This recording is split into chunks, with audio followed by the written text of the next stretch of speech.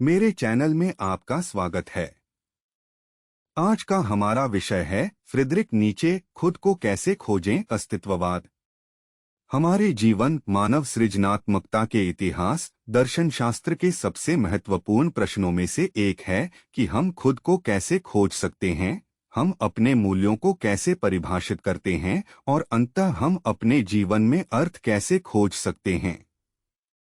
ऐसे प्रश्नों का उत्तर देने के लिए हम फ्रीडरिक नीचे के दर्शन शास्त्र में गहराई से डूब जाते हैं, जो सभी समयों के सबसे महान चिंतकों में से एक हैं और अस्तित्ववाद के पूर्वगामी हैं।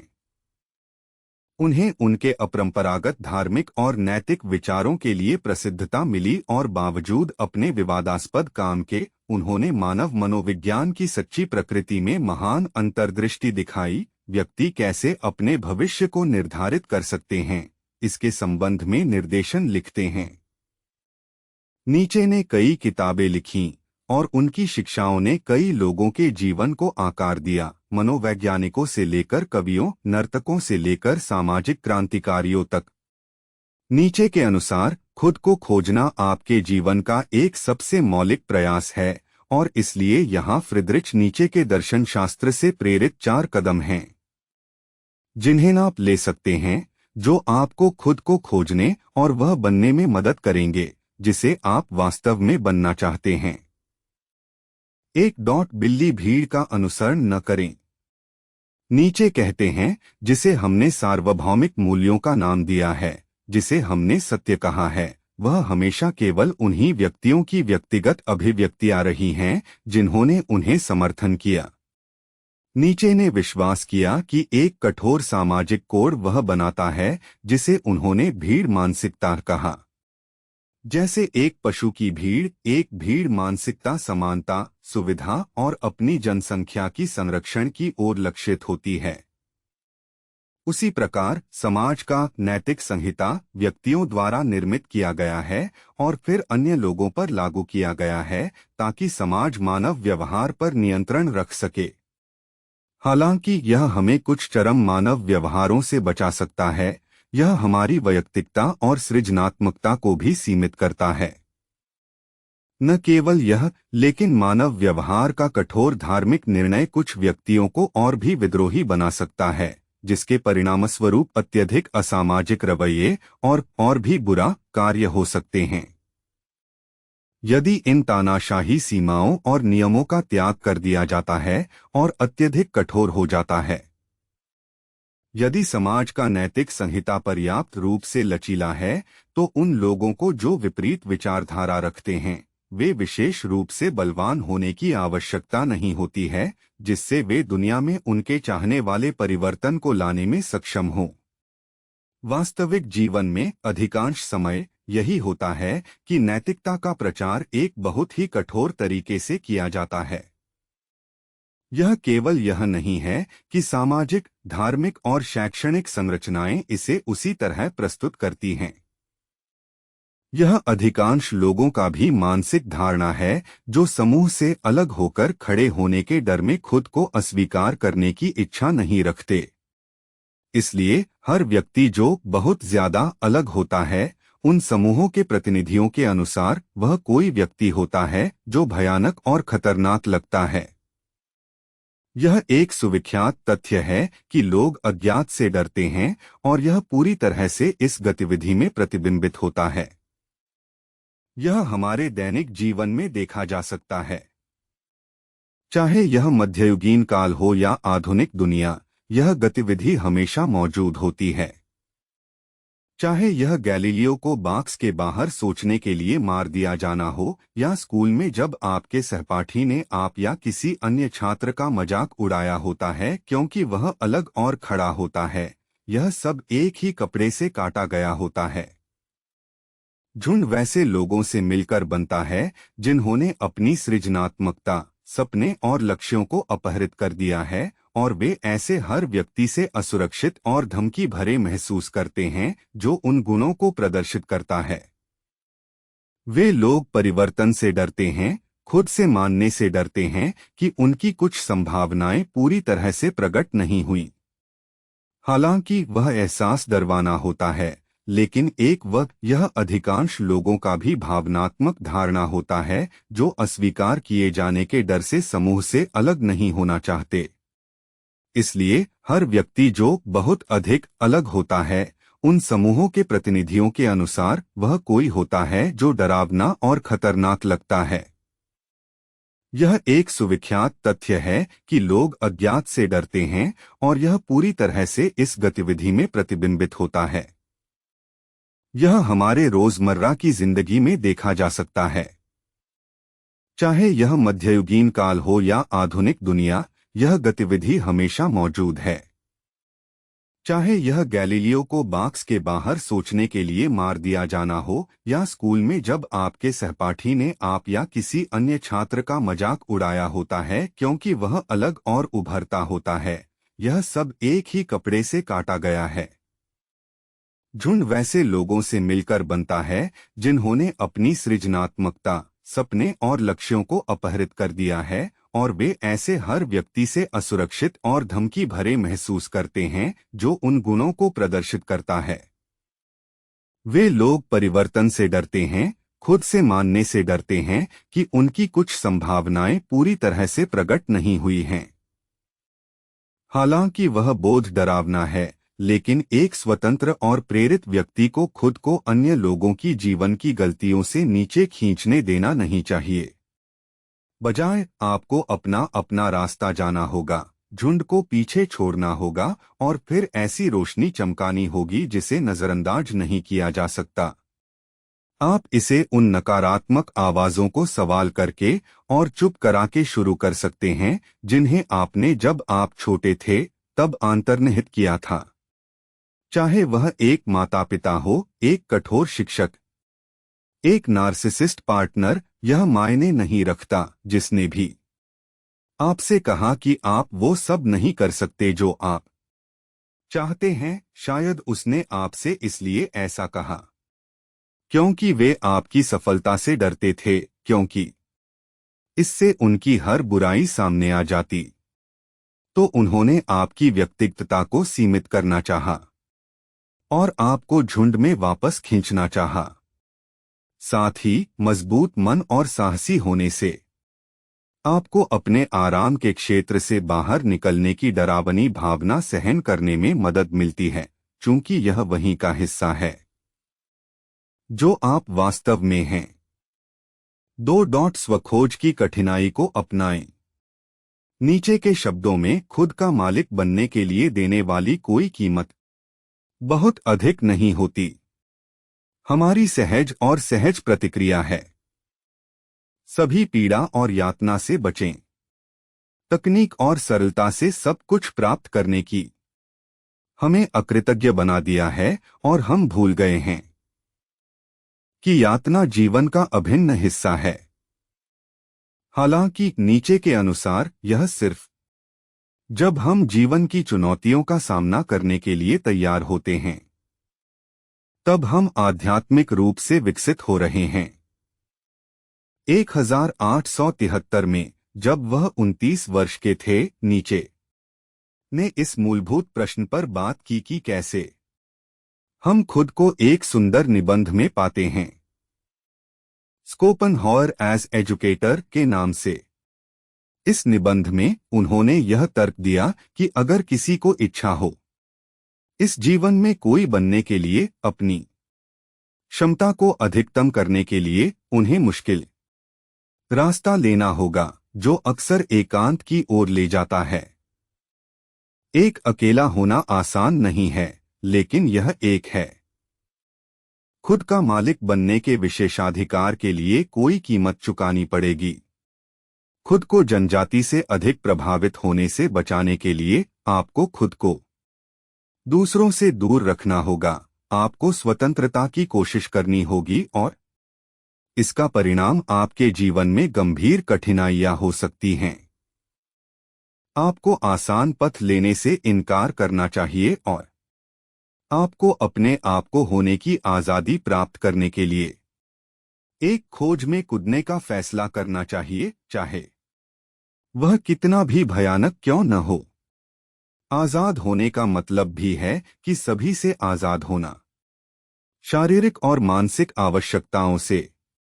दूसरे शब्दों में, उन्हें आपको चलाने नहीं देना, बल्कि आपको उन्हें चलाना। उदाहरण के लिए, जब भी आपको कुछ करने की भावनात्मक आवश्यकता लगती है, जैसे कि किसी से बहुत जोरदार तरीके से शिकायत करना, तो आपको पहले इस प्रवृत्ति के प्रति जागरूक होने की कोशिश करनी चाहिए और फिर निर्णय करना चाहिए कि आपको इस पर कार्य करना चाहिए या नहीं। नीट्शे की दर्शनशास्त्रीय विचारधारा इस बिंदु पर किसी प्रकार से अधिकांश आधुनिक दिवसीय प्रेरणात्मक गुरुओं और विचार नेताओं से मिलती है, लेकिन समानता केवल सतह पर ही है। यदि प्रेरणात्मक गुरु स्वविकास पर ध्यान केंद्रित करते हैं, ज्यादातर वैश्विक सफलता प्राप्त करने के लिए, और सामग्री और संबंधों पर एक पूरा किया हुआ जीवन, तो नीट्शे और गहरा जाता है। उनके लिए लड़ाई एक आंतरिक लड़ाई है। संघर्ष खुद को खोजना है, और यह खोज एक बहुत अधिक कठिन खोज है जिसकी आवश्यकता होती है एक बहुत अलग प्रकार का त्याग।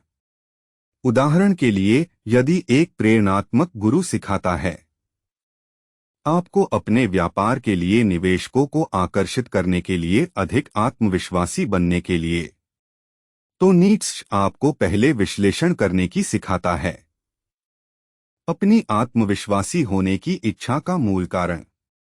और आमतौर पर आपको यह पता चलेगा कि यह सिर्फ अपने प्रियजनों और अपने दोस्तों जैसे अन्य लोगों पर प्रभाव डालने की इच्छा है, या सामान्य रूप से समाज पर खुद के बारे में एक बिंदु साबित करने की। एक साधारण विश्लेषण आपको इस इच्छा को त्यागने के लिए प्रवृत्त कर सकता है और अधिक ध्यान केंद्रित करें जो वास्तव में मायने रखता है आपके जीवन में, और अधिक गहरी समस्याओं पर, जैसे कि स्वखोज। और यह प्रयास आपको एक अकेला बना सकता है। स्वयं को समझौते करने के लिए स्वीकार न करना आपको अधिकांश लोगों के साथ संघर्ष में डाल सकता है। यह मतलब है कि अपनी जीवन शैली को बदलना, यह मतलब है मित्रताओं या अन्य प्रकार के संबंधों को त्यागना, अपने डरों के गहराई में देखने के लिए, अपने सबसे गहरी भावनाओं, अपनी अंधकार का विश्लेषण करने के लिए और उनके ऊपर उठने के लिए आपको राय और डर की जंजीरें तोड़नी होंगी। नीट्शे हमें अपने खुद के दानवों को चुनौती देने की प्रोत्साहना देते हैं, लेकिन आपको उन्हें बाहर नहीं फेंकना चाहिए, क्योंकि उनके परे एक गहरा अर्थ है जिसे आपको समझने की कोशिश करनी चाहिए। आपको वहां दुनिया में बाहर निकलने की जरूरत है, करने की जरूरत है चीजें, विभिन्न प्रलोभनों का अनुभव, लेकिन हमेशा अपने पूरे चेतना के साथ उपस्थित रहें और अंत में एक व्यक्तिगत रूप से एक विशिष्ट चरित्र की ताकत और एक अधिक समृद्ध आंतरिक प्रकृति के साथ उभरें। यदि आप बाहर नहीं जाते और जीवन का अनुभव नहीं करते, पहले ही हाथ में एक पूरी तरह से जागरूक स्थिति में, तो आप नहीं कह सकते कि आपने अपना जीवन जी लिया है। आप कितनी दूर जा सकते हैं, यह आपके द्वारा उसके लिए चुकाए जाने वाले मूल्य पर निर्भर करता है। स्वस्वामित्व की स्थिति को प्राप्त करने और जीवन को बिना किसी अर्थ और निर्देशन के बिताने से बचने के लिए आपको अपनी आंतरिक प्रतिभा को खोजना सीखना होगा। अपनी आंतरिक प्रतिभा के संपर्क में आने के लिए आपको एक ऐसा पथ चलना होगा जिसे पहले किसी ने नहीं चलाया है, क्योंकि आप अद्वितीय हैं और कोई भी उस पथ को आपकी ओर से नहीं चल सकता।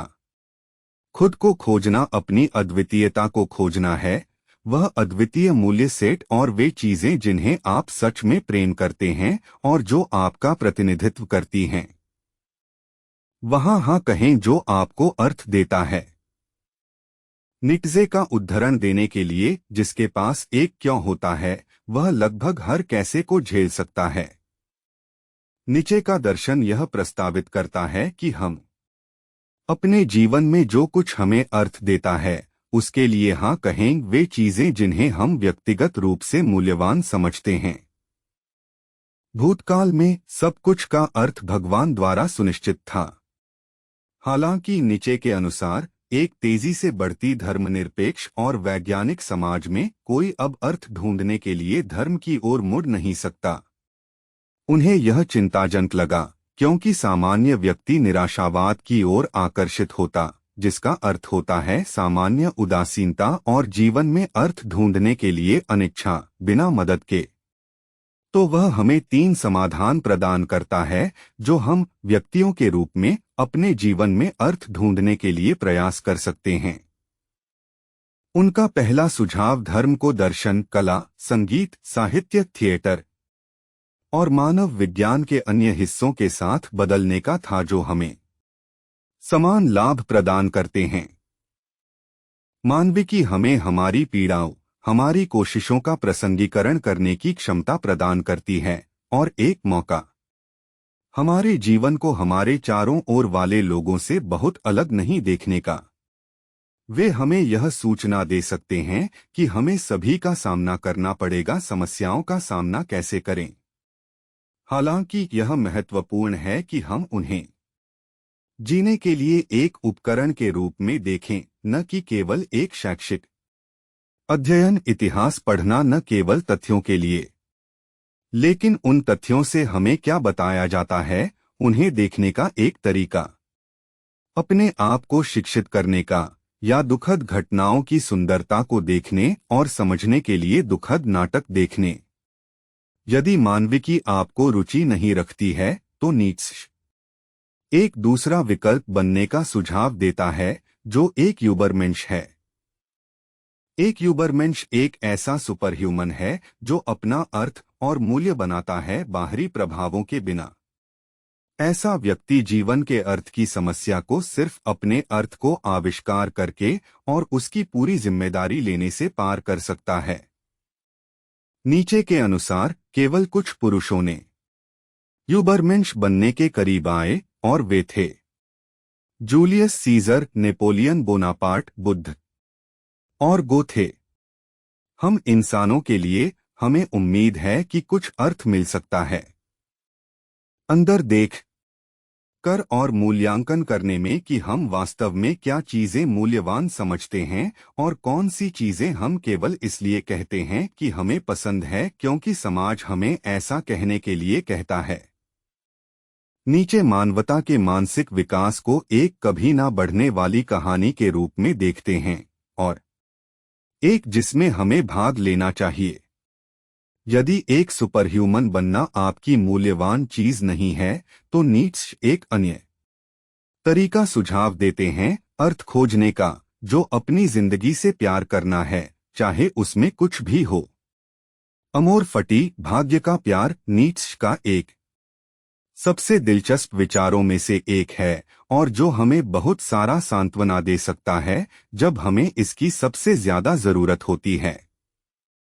अपने भाग्य से प्यार करना यह जानने का तरीका है कि आपकी जिंदगी में जो कुछ भी हुआ है, अच्छा, बुरा और वास्तव में बदसूरत, ने आपको वह बनाया है जो आप इस समय हैं और आप इस समय क्या कर रहे हैं। खुद को बनाने की कोशिश करने से कुछ असफलताएं हो सकती हैं, लेकिन उन असफलताओं को अपनी सफलताओं के साथ स्वीकार करने से जीवन के प्यार को फिर से प्रेरित कर सकता है और यह आपको जीवन के मतलब को देखने में मदद कर सकता है, यहाँ तक कि सबसे खराब पलों में भी। 4. अपने वास्तविक मूल्यों को खोजिए। नीचे ने हमसे पूछा, क्या अगर किसी दिन या रात को एक डेमन आपके पास आकर चुपके से आपकी सबसे अकेलापन में कहता है, यह जीवन जैसे आप अब जी रहे हैं और जी चुके हैं, इसे आपको एक बार और अनगिनत बार और जीना होगा। क्या आप अपने आप को नीचे नहीं डालेंगे और अपने दांत से खाएंगे और डेमन को, जो इस प्रकार बोलता है? नीचे का मानना था कि हमें उठाने के लिए अपने स्वयं के मूल्यों को सबसे अधिक वजन सबसे अधिक वजन एक छविमय नीचे द्वारा उत्कृष्ट स्थिति जो प्रतिष्ठापित करती है, जो भावना आपको दोहराने में दबा देती है। गलतियां क्योंकि आपका अमूल्यांकन किए बिना आपके झुंड से मूल्यों को आपने स्वीकार किया है। इस अवधारणा का लक्ष्य यह है कि आप स्वयं से प्रश्न करें, आप जो कुछ भी कर रहे हैं क्या वह वास्तव में मायने रखता है, या क्या आप सिर्फ अपने झुंड का पालन कर रहे हैं। सही समझता है? अगर आप सोचते हैं कि आप जो कुछ भी कर रहे हैं यदि आप अनंत काल तक दोहराने योग्य हैं, तो आप निश्चित रूप से यह सुनिश्चित कर सकते हैं कि आप पूरी तरह से भिन्न हैं। आपके पास होगा सबसे अधिक वजन उठाने के लिए पर्याप्त साहस और शक्ति। यदि आपको लगता है कि आपके जीने का तरीका अनगिनत बार दोहराने योग्य नहीं है, तो शायद आपने अभी अपनी मूल्यों का निर्माण नहीं किया है और आप अभी भी अपने समाज के गुलाम हैं। और खराब बात यह है कि खुद के प्रति भी यदि आप खुद को बार बार वही गलतियां दोहराते हुए पाते हैं और आपको दबने का एहसास होता है, तो शायद आपने अपनी बिरादरी द्वारा थोपे गए नैतिक मूल्यों का पुनर्मूल्यांकन नहीं किया है। इस प्रकार आप अभी एक पूरी तरह से विकसित व्यक्ति नहीं हैं। एक बार जब आप अपने नैतिक दृष्टिकोण का पुनर्मूल्यांकन करते हैं, तभी सबसे बड़ा भार उठाया जा सकता है। आपने कितनी बार खुद को किसी को आपको गैसलाइट करने की अनदेखी करते हुए पाया है, केवल क्योंकि आप व्यक्ति का सामना करना नहीं चाहते थे? या आपने कितनी बार अपने दोस्त को या खुद को कहते हुए सुना है, मैं उसी व्यक्ति के साथ हूं जिसमें वही समस्याएं हैं। यदि आप अपने होते अपने सेट के साथ मूल्यों का, तो आप खुद को पाते नहीं। टॉक्सिक रिश्तों में रहते हुए केवल क्योंकि यह सही बात है। आपको पता होता कि यह सिर्फ आप हो जो कोशिश कर रहे हों समाज के मानकों के अनुसार एक अच्छा व्यक्ति बनने की, और वह सार्थक नहीं है। नीत्शे सुझाव देते हैं कि हर छोटी चीज में खुद से पूछिए, क्या आप इसे एक बार फिर से और अनगिनत बार चाहते हैं? यदि उत्तर नहीं है, तो आपको खुद को बदलने की आवश्यकता है और अपने मूल्यों का पुनर्मूल्यांकन करें। तब और केवल तब भार उठाया जा सकता है। सच्ची अच्छाई स्टैंडर्ड परिभाषाओं के परे होती है। अच्छी और बुरी की हम में से अधिकांश अपनी स्वथोपी जेल में अपना जीवन बिताते हैं। हमारे जेल सेल्स को सामाजिक विश्वासों द्वारा नीरस रूप से प्राथमिक रूप से सदस्यता दी गई है, जो मानव आत्मा की जंगलीता और व्यक्तिवाद को कैद कर देती हैं। हम में से कई इस पिंजरे की सुविधा को स्वीकार कर लेते हैं। नीत्शे ने मान्य किया कि हम अपने बलपूर्वक विश्वासों की परिसीमा से बाहर निकल सकते हैं और खुद को उन मूल्यों के प्रति जागरूक कर सकते हैं जिन्हें हम व्यक्तिगत रूप से महत्वपूर्ण मानते हैं। स्वतंत्रता की तरफ बढ़ने के लिए और अपने जीवन में अपने स्वयं के मूल्यों और अर्थ का निर्माण करने के लिए आपको इस विद्रोही चरण से होकर जाना होगा। आपको सांप्रदायिक श्रृंखलाओं को तोड़ने, धर्म, समाज की और शायद आपको अपने जीवन में कई लोगों से दूरी बनानी होगी। इसकी जरूरत एक हिंसक और अचानक प्रतिक्रिया होने की नहीं है। यह एक हो सकता है और चाहिए स्मार्ट, शांत, लेकिन निश्चित आप एक सूची बनाने से शुरू कर सकते हैं जिसमें सब कुछ हो और हर व्यक्ति जिसे आपको लगता है कि आपकी स्वतंत्रता को सीमित करता है खुद को होने के लिए। यह आपके कामस्थल पर एक दुर्भाग्यपूर्ण अलिखित नियम हो सकता है। यह आपका जीवन संगी हो सकता है जो हमेशा आपके व्यवहार को नियंत्रित और सही करने की कोशिश करता है। या यह आपके दोस्त या आपके माता पिता हो सकते हैं जो आपकी आलोचना करते हैं जब आप एक विशेष तरीके से व्यवहार करते हैं। एक बार जब आपने यह कर लिया हो तो संभव स्थितियों के बारे में सोचने की कोशिश करें कि कैसे उस स्थिति को बदला जा सकता है। शायद आप अपने जीवनसंगी के साथ एक चर्चा कर सकते हैं जिसमें आप मुद्दे के बारे में बात कर सकते हैं। शायद आप अपने सहकर्मियों या पर्यवेक्षकों से काम पर एक बैठक में बात कर सकते हैं, समस्याओं के बारे में जिन्हें आप अनुभव कर रहे हैं, कैसे यह आपको प्रभावित करता है और आप चाहते हैं कि यह कैसे बदले, या आप नए दोस्त ढूंढ सकते हैं जो आपकी सराहना बेहतर कर सकते हैं। जब आपको सबसे बड़ा भार द्वारा ओवरटेक होने का अनुभव होता है तो आपको अपनी आकांक्षाओं को छिपाने की जरूरत नहीं होती, बल्कि आपको अपने आत्मनिर्मित झुंडाधारित कारागार से बाहर निकलने की जरूरत है और उन सपनों का पीछा करना चाहिए जो आपके जीवन को अर्थ देते हैं। यदि आपने इस वीडियो का आनंद लिया है तो कृपया सुनिश्चित करें कि आप मेरे चैनल के लिए पूर्ण के लिए बाहर देखें और आपको सफलता और खुशी खोजने में मदद करने के लिए अधिक वीडियो के लिए सदस्यता लेना न भूलें। देखने के लिए बहुत बहुत धन्यवाद। धन्यवाद। धन्यवाद। धन्यवाद।